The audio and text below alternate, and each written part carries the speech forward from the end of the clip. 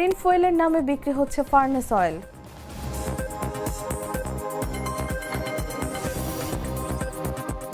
শেষ হচ্ছে 7 দিনের ছুটি, কাল থেকে শুরু সরকারি অফিস। ঈদের ছুটি শেষে ফিরছে রাজধানীবাসী।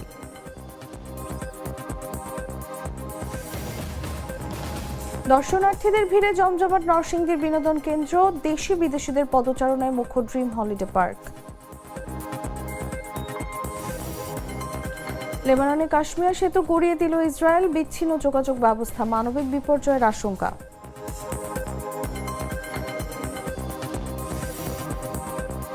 এবং 54 বছরের রেকর্ড ভাঙার পথে বায়ার্ন, ডর্টমুন্ডের নাটকীয় জয়, 4-0 গোলে বিধ্বস্ত ইউনিয়ন বার্লিন।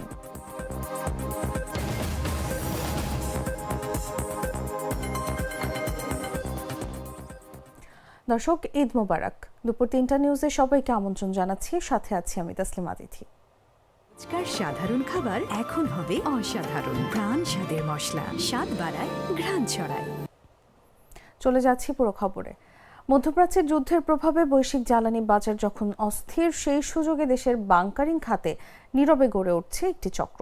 সীমিত মজুদ সক্ষমতা ও সরবরাহ চাপকে পুঁজি করে কর্ণফুলী নদীকেন্দ্রিক এলাকায় বাড়ছে অবৈধ জ্বালানি মজুদ, নিম্নমানের তেল সরবরাহ এবং নিয়ম বহির্ভূত সি স্টোরেজ।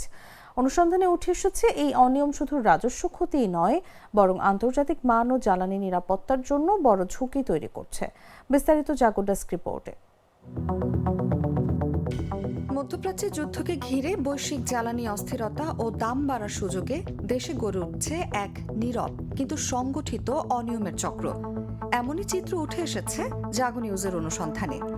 গড়ে ৪৫ দিনের জ্বালানি মজুদের সক্ষমতা না থাকায় সরবরাহ চাপে পড়েছে, আর সেই চাপকেই ঢাল বানিয়ে বাংকারিং খাতে বাড়ছে অবৈধ মজুদ ও নিম্নমানের জ্বালানি সরবরাহ। নিয়ম অনুযায়ী বিদেশি জাহাজের জন্য মেরিন ফুয়েল সরাসরি সরবরাহ করার কথা, কিন্তু বাস্তবে কর্ণফুলী নদীর বুকে ভাসমান ট্যাঙ্কারগুলোই হয়ে উঠেছে গোপন গুদাম।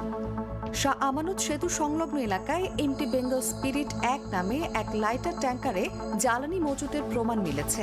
একটি ট্যাঙ্কারে প্রায় 500 টন ফার্নেস অয়েল থাকার কথা স্বীকার করেছেন জাহাজটির কর্মীরা।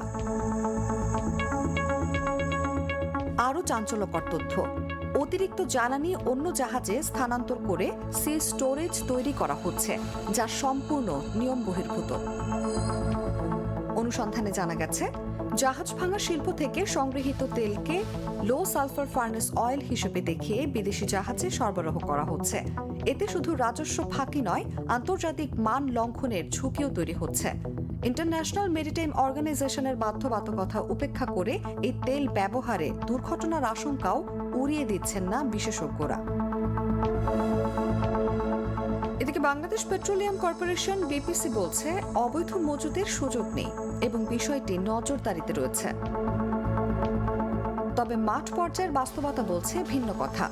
নিয়ন্ত্রণের ফাঁক গলে বাংকারিং খাতে গড়ে উঠছে অদৃশ্য এক কালো বাজার, যা জ্বালানি নিরাপত্তা ও দেশের ভাবমূর্তির জন্য বড় ঝুঁকি হয়ে উঠছে। News desk. জ্বালানি তেলের সংকটের কারণে যে কোনো সময় সারা দেশের পেট্রোল পাম্প বন্ধ হয়ে যেতে পারে বলে সতর্ক করেছে Bangladesh petrol pump owners association. রোববার রাতে এক বার্তায় একথা জানায় সংগঠনটি। সংগঠনের ফেসবুক পেজের বার্তায় বলা হয়, সারা দেশের পেট্রোল পাম্পগুলোর অবস্থা খুবই করুণ, কারণ তারা অয়েল কোম্পানিগুলো থেকে প্রতিদিন যে তেল পাচ্ছে তা দিয়ে বর্তমানে ক্রেতাদের যে চাহিদা সেটা পূরণ করা সম্ভব হচ্ছে না। এখন বাস্তবতা এমন যে দেশে যে কোটি কোটি মোটরসাইকেল চালক বা ব্যবহারকারী আছেন, তারা তেল নিতে এসে ঘন্টার পর ঘন্টা দাঁড়িয়ে থেকে ক্লান্ত, বিরক্ত এবং তিক্ত হয়ে পড়ছেন। একই সঙ্গে পেট্রোল পাম্পগুলোর তেল প্রদানকারী নজলম্যান, যারা এই বিরক্ত ক্রেতাদের সঙ্গে কথা কাটাকাটি, গন্ডগোল করতে করতে আর পেরে উঠছে না। সব মিলিয়ে অবস্থা এখন এমনই হয়ে পড়েছে যে কোনো সময় সারা দেশের পেট্রোল পাম্পগুলো নিরাপত্তা ও তেল সরবরাহ না পাওয়ার কারণে বন্ধ হয়ে যেতে পারে।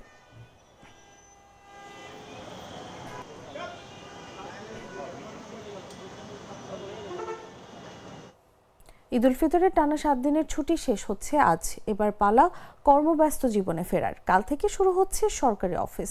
একই সঙ্গে খুলছে ব্যাংক সহ আর্থিক প্রতিষ্ঠান এবং উচ্চ ও নিম্ন আদালত। সরকারি ছুটি শেষে দেশের বিভিন্ন প্রান্ত থেকে ঢাকায় ফিরতে শুরু করেছেন সাধারণ মানুষ। সোমবার সকালে ট্রেন, বাস এবং লঞ্চ টার্মিনালে ছিল ঈদ শেষে রাজধানীতে ফেরা মানুষের ভিড়। আবার অনেকে আজ ছুটি কাটাতে ঢাকা ছাড়তেও দেখা গেছে। মঙ্গলবার থেকে সরকারি অফিস চলবে রোজার আগের সময় ধরে। রমজানে সরকারি অফিস ছিল সকাল 9টা থেকে বিকেল 3:30টা পর্যন্ত। এখন আবার আগের সময় ফিরবে, অর্থাৎ অফিস চলবে সকাল 9টা থেকে বিকেল 5টা পর্যন্ত। রোজার আগে গেল 17 মার্চ থেকে শুরু হয় টানা 7 দিনের সরকারি ছুটি। 16 মার্চ ছিল ঈদ উল ফিতরের আগে শেষ কর্মদিবস।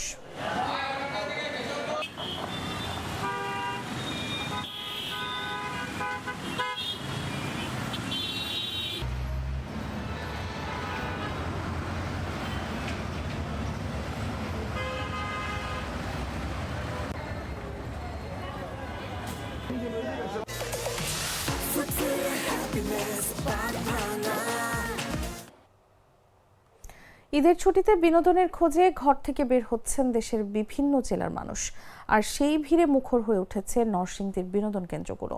বিশেষ করে ড্রিম হলিডে পার্ক সকাল থেকে দেখা যাচ্ছে উপচে পড়া ভিড়। প্রতিনিধি সঞ্জিত সাহার পাঠানো তথ্যচিত্র, বিস্তারিত জাগো ডেস্ক রিপোর্টে। কাছেই নরসিংদীর 5 অবস্থিত ড্রিম হলিডে পার্ক ঈদকে কেন্দ্র করে যেন এক বিশাল মিলন মেলা।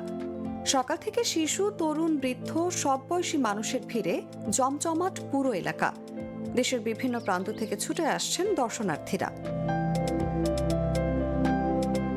রঙিন সাজে সাজানো পার্ক জুড়ে উৎসবের আমেজ।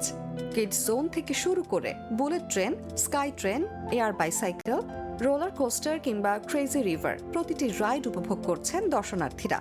ওয়াটার পার্কে ডিজে গানের তালে নেচে গিয়ে ঈদের আনন্দে মেতে উঠেছেন অনেকেই। পরিবারের সাথে বেড়াতে আসছি, ছোট বাচ্চার জন্যই আর কি আসা। স্পিড বোটে উঠলাম, আদর্শ গ্রাম দেখলাম, ভালো লাগতেছে। সিঙ্গাপুর থাকি আমি, টাঙ্গাইল মির্জাপুর থেকে আমাদের পরিবার নিয়ে আমি আসছি, সবাইকে নিয়ে ঘুরতেছি। পার্কে এবছর নতুন সংযোজন সি ওয়ার্ল্ড, সুনামির ঢেউ আর ড্রিম রিভার ক্যাব দর্শনার্থীদের আকর্ষণের কেন্দ্রবিন্দু। শিশুদের জন্য ভূতের বাড়ি আর নানা রাইড হয়ে উঠেছে বাড়তি আনন্দের উৎস।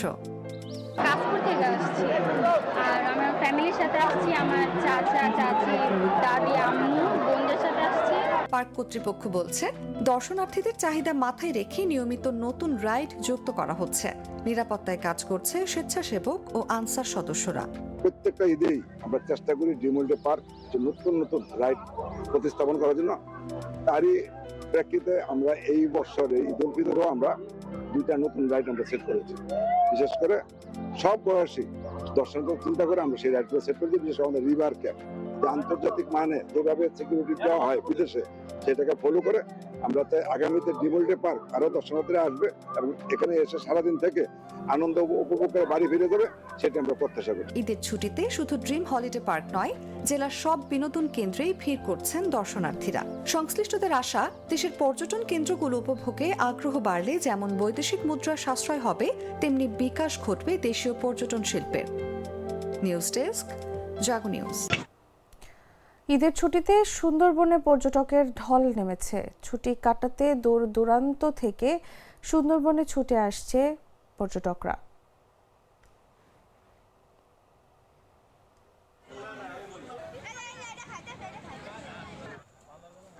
দেশি বিদেশি পর্যটকদের ঢল সামলাতে রীতিমতো হিমশিম খেতে হচ্ছে বন বিভাগকে। বন বিভাগ জানায়, ঈদের ছুটিতে সুন্দরবনের করমজল সহ অন্যান্য পর্যটন স্পটগুলোতে ভিড় ক্রমশই বাড়ছে।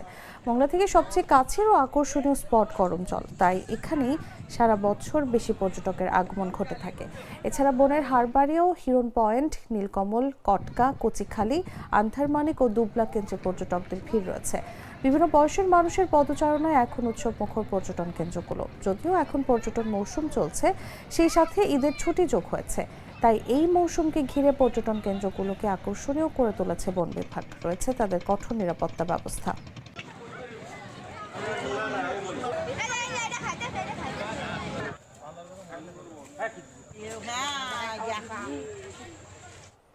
ঈদের ছুটিতে পর্যটকদের ঢল নেমেছে পার্বত্য জেলা খাগড়াছড়িতেও। ঈদের তৃতীয় দিনেও জেলার বিভিন্ন দর্শনীয় স্থানে দেখা গেছে উপচে পড়া ভিড়। পরিবার, পরিজন ও বন্ধুদের নিয়ে প্রকৃতির সৌন্দর্য উপভোগে ব্যস্ত সময় পার করছেন পর্যটকেরা। খাগড়াছড়ি এবং সাজেক পর্যটন কেন্দ্রে ঘুরে মুগ্ধতা প্রকাশ করেন তারা। পাহাড়ের প্রতিটি পর্যটন কেন্দ্রেই পর্যটকদের ভিড় লক্ষ্য করা গেছে। এদিকে নেওয়া হয়েছে কঠোর নিরাপত্তা ব্যবস্থাও। টুরিস্ট পুলিশ কর্মকর্তা জানান, ঈদ উপলক্ষে পর্যটকদের নিরাপত্তা নিশ্চিত করতে তারা সর্বোচ্চ সতর্ক অবস্থানে রয়েছেন। জেলা পুলিশ ও টুরিস্ট পুলিশ যৌথভাবে দায়িত্ব পালন করছেন।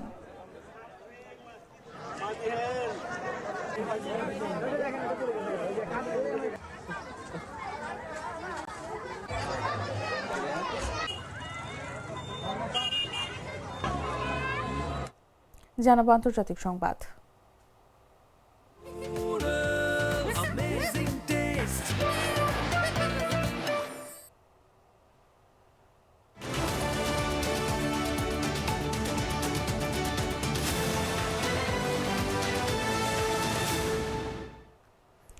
লেবাননের দক্ষিণাঞ্চলকে দেশটির বাকি অংশের সাথে সংযোগকারী গুরুত্বপূর্ণ কাশ্মীর সেতুতে হামলা চালিয়েছে ইসরায়েলি বাহিনী।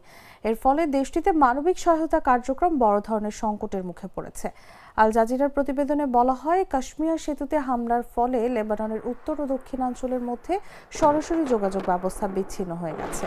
রোববার ইসরায়েলের প্রতিরক্ষা মন্ত্রী ইসরায়েল কাৎজুল লিতানি নদীর ওপর সব পারাপারের পথ এবং সীমান্ত সংলগ্ন লেবাননের অভ্যন্তরে সব বাড়িঘর ধ্বংসের নির্দেশ দেওয়ার পর কাশ্মীর সেতুতে হামলার ঘটনা ঘটে।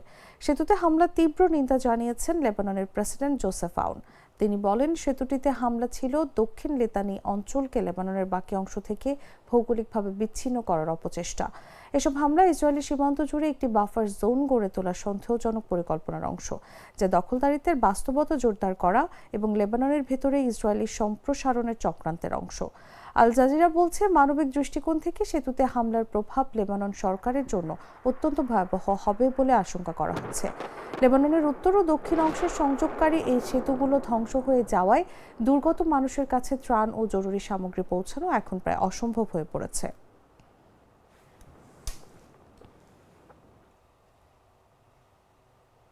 সংবাদ শেষ করব খেলার খবর জানিয়ে।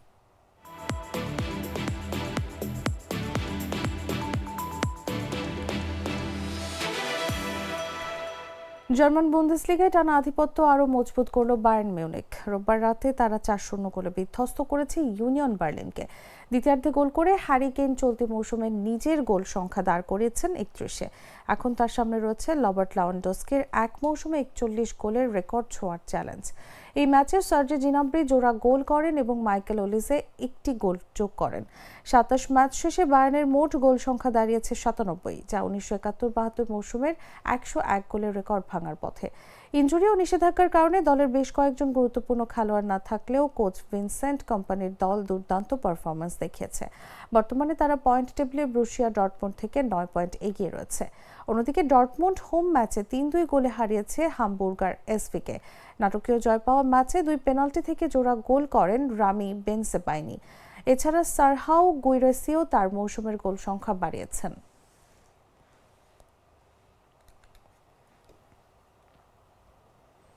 দর্শক, সংবাদ শেষ করার আগে শিরোনামগুলো জানিয়ে দিচ্ছি আরও একবার।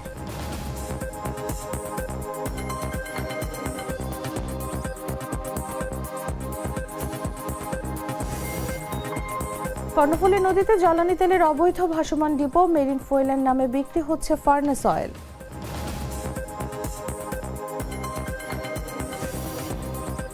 শেষ হচ্ছে 7 দিনের ছুটি, কাল থেকে শুরু সরকারি অফিস। ঈদের ছুটি শেষে ফিরছে রাজধানীবাসী।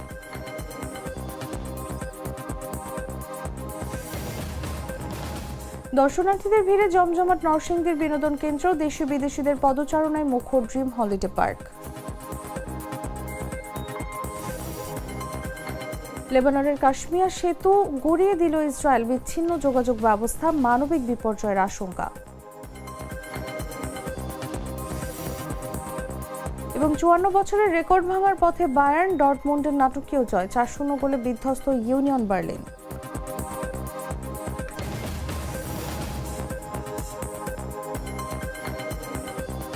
দর্শক, এই ছিল এখনকার মতো। প্রতি মুহূর্তে সর্বশেষ খবর জানতে ভিজিট করুন jagonews24.com।